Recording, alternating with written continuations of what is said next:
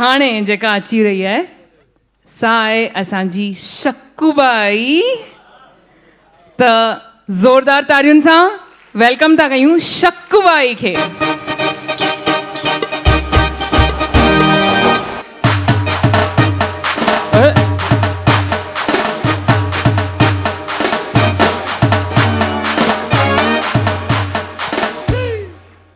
अरे कूड़ी होंदी है तू जो खानदान कूड़न जो मार का पवई बेड़ी का बुडई नांग को येस न माईअ के ताके खबर अथव अॼुकल्ह मिट्टी माइटी कराइण केॾो ॾुखियो कम थी वियो आहे।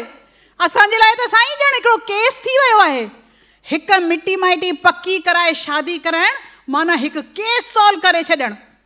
हाणे हिन शेवीअ जे पुट खे ई ॾिसोसि, पुट लॻो पियो अथसि ॼामड़ो ॼण राजपाल यादव।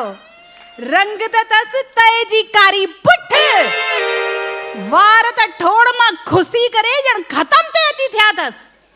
पर असांजी छोकिरी खपेसि कैटरीना कैफ वांगुरु सुहिणी।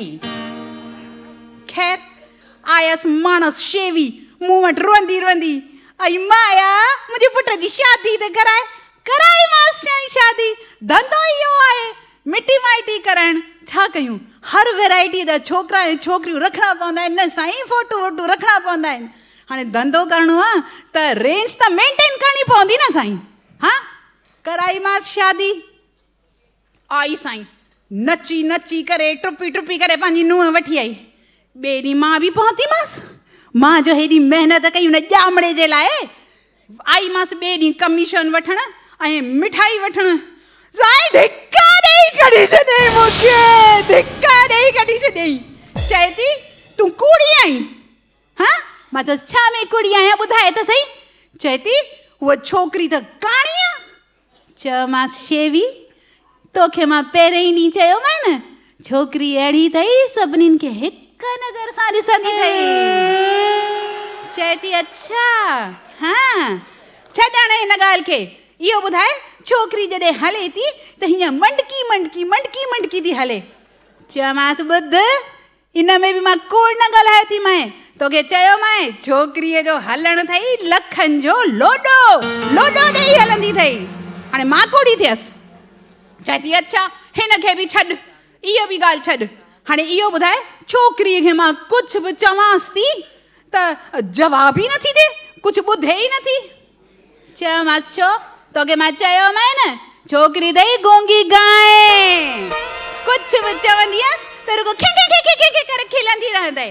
हा वराए तोखे जवाब न ॾींदई। हाणे साईं तव्हां ई इंसाफ़ कयो, कूड़ी आहियां मां? केरु मूंखे चई थो सघे मां कूड़ी आहियां?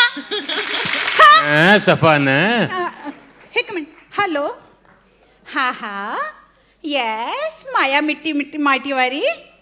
अच्छा छोकिरो खपेव? हा हा आहे आहे छोकिरो आहे। अरे तव्हां चिंता ई न कयो साईं, छोकिरे खे रोटीअ खां वठी चोटीअ ताईं हर कमु करणु ईंदो आहे। तव्हांजी धीअ खे रुगो अची करे ॿार ॼणा आहिनि बसि।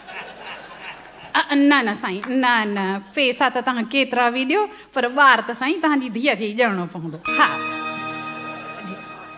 नयो केस सॉल्व त हाणे करिणो ई पवंदो।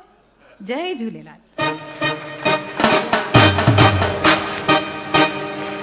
ॾिसो कुंवारनि जूं त शादियूं सभु कराईंदा आहिनि, तव्हांखे असां मौक़ो था ॾियूं आहूजा साहब बि वरी शादी कराइणी अथव। हा हा बिल्कुलु हा बिल्कुलु न कराईंदो कोन कराईंदो, ॾेती लेती मिलंदी कोन मिलंदी, घणी मिलंदी छो मिलंदी, ऐं अहिड़े माण्हू खे ॾींदो केरु?